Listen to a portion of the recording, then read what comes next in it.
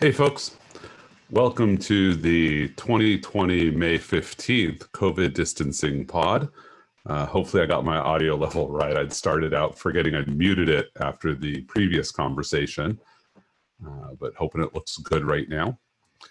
So I thought I would talk a little bit about some of the things that I've been seeing lately and talking about with the OODA loop, right? And people use that as a frame. And I realize there's a lot of folks who don't necessarily know exactly like what I'm talking about or, how they might be able to engage with that. So figured I'd, chat about it a little bit so that people could sort of see it and talk about it and use that as a frame of reference. So the OODA loop, the observe, orient, decide, act, and think of it as a circle. I should have a little pretty picture that I could hold up that you all could look at. The OODA loop is really about how you make decisions and how humans make decisions, quickly and in a crisis, right? And that's really what we're going to be listening for, is how do people make those choices? So you observe, something happens, changes in the world, you pay attention, you get a little fact you're going to react to. Then you orient. You take that fact and you compare it to what you know about the world and what you expect, so that you can start to say, oh, hey, here's where this is going. And it looks like my live stream isn't actually currently hitting YouTube, or maybe it is, but it's not showing up on my YouTube live page right now. So that's an interesting problem. No, it's showing up there. Started streaming 2 minutes ago. Great. So sorry about that. So when I think about orient, so orient is you take that fact and you apply it to your model of the world. And that's what's really interesting. If you think about it, a person walking, no big deal. A person walking on a sidewalk, no big deal. A person walking on a sidewalk but headed towards traffic, big deal. A kid, really big deal, right? So the fact and the model matters. And if there's no cars on the street, you're in your cul-de-sac, you're not going to worry about it, right? So you don't have to orient yourself to this is a problem. Then there's decide, which is when you decide what you're going to do. Like, how are you going to actually interact with the world? What choices do you want to make? And then you act, right? And you've decided to do a thing, now you have to go do the thing. So Colonel Boyd was an Air Force officer who coined the OODA loop for thinking through, how do you react as a fighter pilot when the enemy does something? But it's a useful framework for thinking about what we do every day. Now, 99% of the time, you don't consciously walk through this loop. Your brain just sort of does it for you and says, oh, I can answer that question. Like, what's 2 + 2? Your brain doesn't need to say, oh, I observe that it is a math question and I orient myself to what these symbols mean.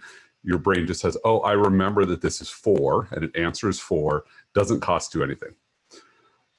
So over the following weeks, I'm going to explore different aspects of the OODA loop, but today I want to talk about models. Your model of the world is what really matters. Plato would talk about Plato's cave, this model that you don't live in the real world, you live in a cave and all you view are shadows dancing on the back of your cave and you are informed about the world. It's like being inside a giant camera obscura.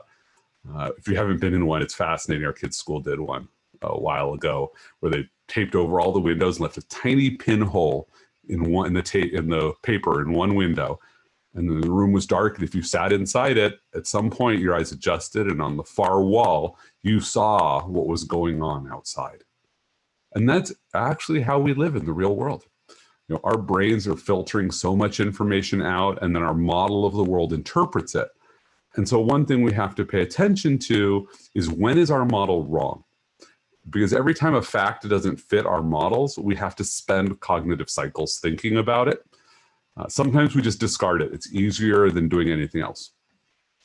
But if you're feeling a lot of stress right now because you've been COVID distancing for quite a while, and you're trying to figure out, like, God, why am I spending so much mental energy when I'm not actually doing anything? Not like I'm getting much done. The answer is you're spending all of that mental energy because your model of the world is wrong. You have spent your whole life building a model of a world, and now you live inside your house, but it's not like there's gunfire going on or bombs dropping. There are people in the world who've had to shelter in place because it was big kinetic actions outside. This shelter in place with a virus we don't quite understand, that every day we hear something new and we have to decide if that's real, if it's not real, how do we adjust to it? How do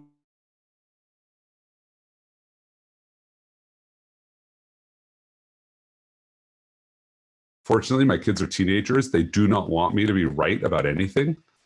Maybe some things they'll give me, but they're not really trying to guarantee that I'm right. And so they don't expect me to tell them everything and to demand everything. And so really that's sort of my goal there. And so you should recognize for you that your energy comes at a cost. Just to think about the world. How many people did you see this week on social media who really lost it, right? They just hit wit's end. Why? Because summer camp is closed. Because they've been holding out for summer camp to be open. And so when it was closed, their whole model was broken. My model of the world right now, nothing's going to reopen. Now that sounds really doom and gloom and defeatist, but it really just lets me work from that and say, what can I do? How can I get better? Because that's really the goal of what I'm looking for, is how do I improve? So when you think about what your model of the world is, think about how your model of the world might be right or might be wrong. We never know. So I'll talk more about OODA loops and different things for other things. I wanted to show you the wine of the night. Looks like two of you right now. So tonight we're going to be drinking the Trimbach Gewürztraminer. I'm a big fan of Gewürz. We're having chicken tonight with some vegetables. I think that's going to go really nicely as our Shabbat wine. So there's that. And then I want to talk about a book. So actually it's a series of books. I got asked to make a book recommendation and I misread it. So I went and grabbed a whole bunch of books and then reread what I was asked for, and those weren't the right ones. So this is Elizabeth Moon's The Deed of Paxenarian series. It is 3 books, Sheep Farmer's Daughter, Divided Allegiance, and Oath of Gold.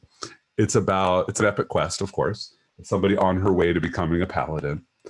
And what I really like about the series is how much it really does focus on sort of humility and stewardship and taking care of others, and how sort of critical that is in the real world and for getting things done. So that's my book recommendation. It's epic fantasy. So if you have somebody who likes epic fantasy, especially somebody who's only read like male authors and they're looking for something different, Elizabeth Moon writes some really fantastic things. This is a great intro to her. She also writes some science fiction, but I've been a big fan of her work and this one for quite a while. So wanted to give you that just as a recommendation. Got a new microphone, so we're playing around with that. I wanted to have it just off camera, but the audio gain doesn't seem to be quite right if I do that. One thing I am going to need to do is plug a monitor into it so I can hear myself and make sure my audio levels are correct. Right now I'm just sort of hoping it's working out. I did a very brief check of listening to the Facebook stream off of this just to see how it came out. Seemed to be coming out pretty well. Things are going good here. Had a little too much wine to drink this week. We did 2 wine tastings over the last 2 nights. I don't recommend doing that, especially when one of them, each person drinks a whole bottle and you didn't have any food in front of you. But what we did, which was really fantastic, and I really want to recommend this for folks to look at doing, was we got 7 family units together. It was all the adults, and we were on one Zoom call.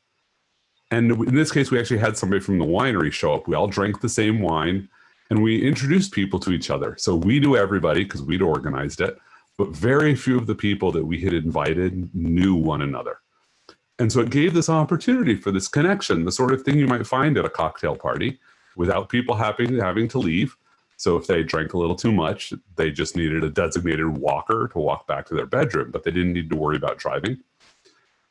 And because the winery joined us, it was Jordan. That was a fantastic experience. We got to hear some great stories about the winery, and that was really an enjoyable endeavor. So look for ways to do new things that you wouldn't normally be able to do. Because if you said, hey, let's do a wine tasting, and we're going to pull people from all over. We had somebody from Virginia, that was Blair. We had somebody from Atlanta, it was Derek, and a whole bunch of people from the Boston area. I don't think we could have put all of those people into one room together. So by being able to do it this way, it let us do it. People were really excited. So I'd recommend, think about things that really fit for that. Now, this also let us test out our new Zoom room, as Giselle likes to call it, which is we took our library downstairs. We put one of our spare monitors in it. We do actually have a spare monitor. We may be unusual in that, with all of the adapters that we would need. So we can just take a laptop, drop it in, plug it into the docking station, and boom, you have a 2-screen setup. You can do video. The one challenge we're running into is dealing with the camera. I've got a Canon DSLR. It works well as long as I only talk to it over Wi-Fi, but I have to be on its Wi-Fi network. So if anybody has a great solution for how to deal with the Canon DSLR, I know Canon updated their utility. I've not heard anybody so far say that that works. When somebody says that that works, I'm really excited to hear about that, but especially if it doesn't hammer the CPU on my laptop, because that's been a big challenge, is watching it go hot as too much is happening there. So that's a quick update of what's going on here in the Ellis household.